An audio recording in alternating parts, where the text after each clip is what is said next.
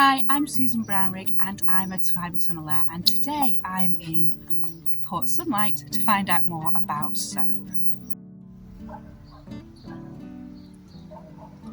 So we don't know who discovered soap, but it's thought that 3,000 years ago they were using it in where is now called Iraq, so southern Mesopotamia, by the Sumerians, and they were using a mixture of ashes and water to remove the grease from wool ready for the dyeing process. And when it mixed together, because of the grease, the lanolin in the wool, it produced a soap solution and it made the wool cleaner.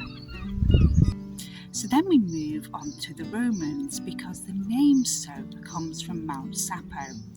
And ancient Roman legend is that animals were sacrificed to the gods, and the animal fats from that, along with the wood ash, sort of ended up into the river with rainwater sort of rushing it down into the river, where it became all sudsy. And washerwomen at the bottom of the river washing clothes realised that product made their clothes cleaner.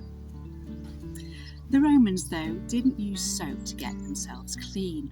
Instead, they covered their bodies in olive oil, and then they scraped it off with all the dirt and dust with a special tool they called the strigil.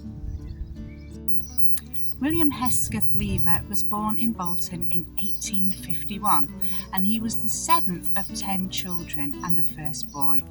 His family were quite middle class. They were a family of wholesale grocers, so that means they didn't sell in a shop, they sold to shopkeepers.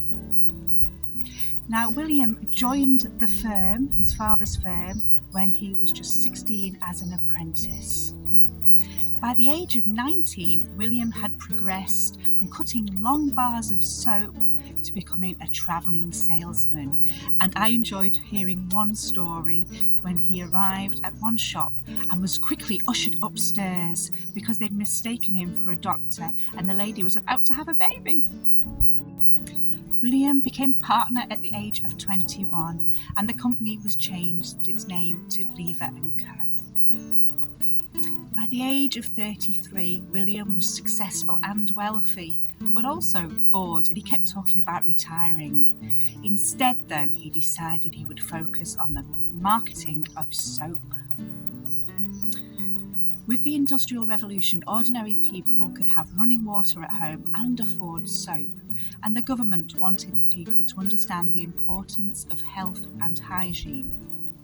They cut the tax on soap and on the paper that was wrapped around it.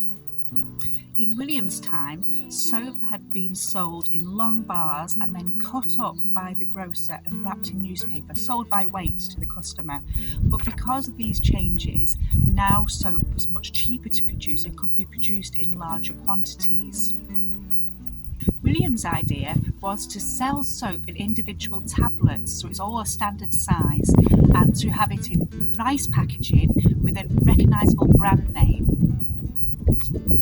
William decided on the name Sunlight.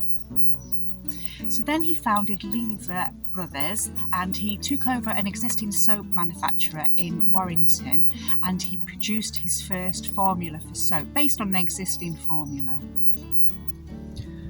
Soap was prone to going off and could become really rancid and not very nice smelling at all. So William wanted to make sure he came up with a mix that was consistent. So he came up with an experimental oil at Warrington that contained coconut oil or palm kernel oil, cottonseed oil, resin and tallow. And business quickly grew from 20 tonnes a week in year 1 to 450 tonnes of soap in year 2 every single week.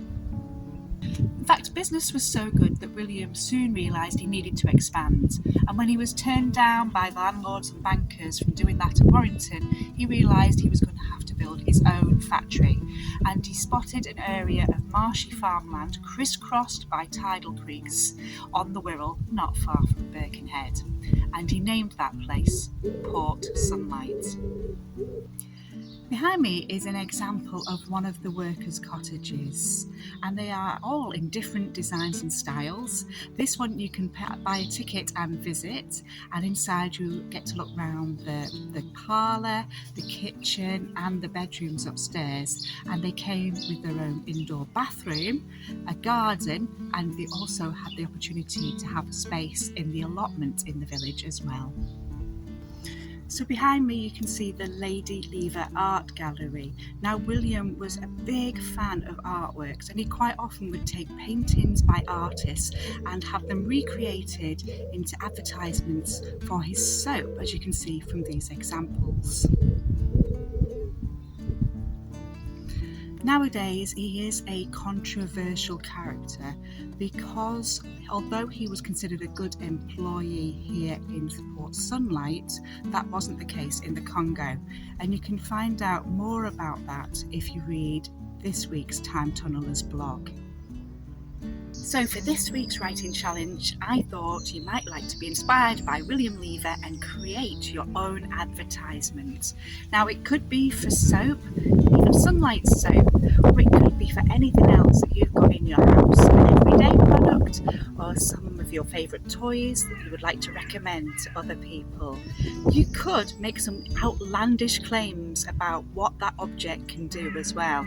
Maybe if you buy this particular soap, it will send you into the best-selling pop charts, or maybe it will make you be able to fly to the moon. Who knows what you could come up with. So if you've enjoyed today's Time Tunnelers video, don't forget to subscribe and hit the like button as well. Thank you.